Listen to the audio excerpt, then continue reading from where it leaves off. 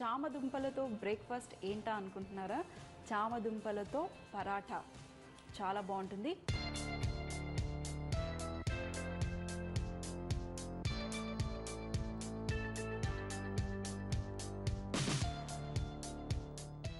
ఎక్కువగా బియ్యపిండి 1 కప్పు తీసుకోవచ్చు.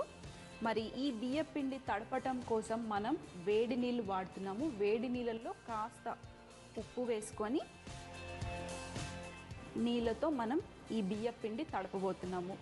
ఇది తడిపిన తర్వాత ఇందులో మనం ఉడకబెట్టుకున్న చామదుంపలు, ఇక్కడ ఏం చేశానంటే నేను ఉడకబెట్టుకొని స్కిన్ తీసేసి అంటే పొట్టు తీసేసి సన్నగా గ్రేట్ చేసేసాను.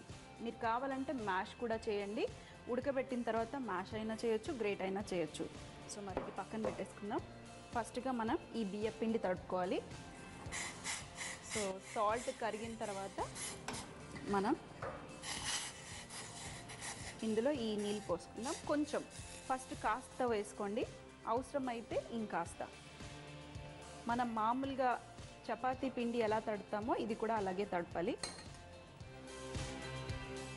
కొంచెం చల్లారిన తర్వాత చేయి పెట్టేసుకోండి. ఇంకొంచెం వాటర్ పడుతుంది. ఆల్రెడీ మనం నీళ్ళల్లో సాల్ట్ వేసాం కాబట్టి మళ్ళీ ఇంకా సాల్ట్ వేయాల్సిన అవసరం లేదు. ఇలా చేయటం వల్ల మన రోటీలు కొంచెం సాఫ్ట్గా వస్తాయి, ఈజీగా రోల్ చేయడానికి కూడా వస్తుంది. సో చూడండి, చక్కగా ఒక ముద్ద అయిపోయింది. ఇప్పుడు మనం ఇందులో ఉడకపెట్టుకున్న చామదుంపలు వేసుకుంటాం. ఉడకపెట్టుకున్న చామదుంప, అలాగే సన్నగా తరిగిన ఉల్లిపాయలు, చూడండి ఎంత సన్నగా చాప్ చేశానంటే అంత సన్నగా, అలాగే పచ్చిమిరపకాయలు, కాస్త ఆమ్చూర్ పౌడరు, కొంచెం పులుపు టేస్ట్ ఇవ్వటం కోసం కొత్తిమీర, నువ్వులు, మరి కాస్త సాల్ట్. మనం బియ్యపిండిలో కూడా సాల్ట్ వేసుకున్నాము, సో జాగ్రత్తగా వేసుకోండి. ఇందులో కొంచెం శనగపిండి, అలాగే మొక్కజొన్న పిండి వేసేసి ఇప్పుడు ఈ పిండిని కూడా ఇందులో కలిపేసేయండి. ఒక చపాతీ ముద్దలాగా చేసుకొని మరీ సాఫ్ట్గా కూడా తడుపుకోవద్దు, ఎందుకంటే కూరగాయలు ఎప్పుడైతే మీరు పిండిలో తడుపుకుంటారో కూరగాయలలో నుంచి నీళ్ళు ఊరుతాయి. సో మరి ఈ పిండిని మీరు రెస్ట్ చేసుకుంటే 1 గంట పాటు లేదంటే 2 గంటల పాటు రెస్ట్ చేశారనుకోండి చాలా పల్చగా అయిపోతుంది. ఎప్పుడైనా మీరు ఇలాంటి వెజిటబుల్స్ వేసుకున్న రోటీలు లేదా పరాటాలు చేస్తే వెంటనే చేసేయటం మంచిది. వెంటనే చేయలేదనుకోండి, మీరు కొంచెం గట్టిగా తడుపుకుంటే నెక్స్ట్ డే అయినా కూడా చేసుకోవచ్చు. నేను ఎప్పుడు ఇలాంటి రోటీలు చేసేటప్పుడు రకరకాల పిండి వాడతానని ఎప్పుడూ చెప్తూ ఉంటాను కదా, అందుకనే నేను కొంచెం అంత శనగపిండి అలాగే కొంచెం అంత మొక్కజొన్న పిండి వేసుకున్నాను. మీరు కావాలంటే గోధుమ పిండితో కూడా చేసుకోవచ్చు, కానీ బియ్యపిండి, శనగపిండి అలాగే మొక్కజొన్న పిండితో చేస్తే ఈ చామదుంపల పరాటా చాలా బాగుంటుంది.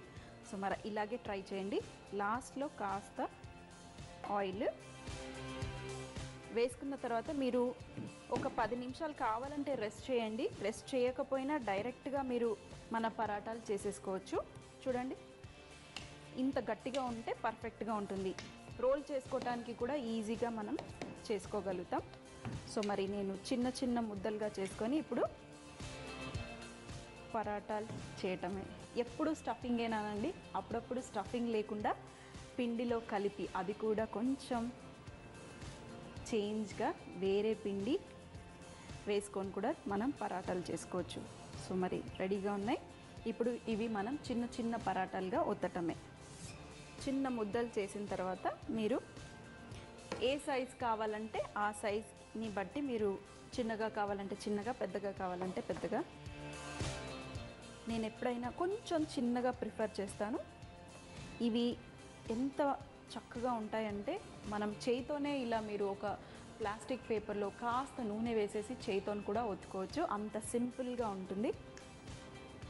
కొంచెం లైట్గా హ్యాండిల్ చేయాలి, ఎక్కువ గట్టిగా ఒత్తకుండా.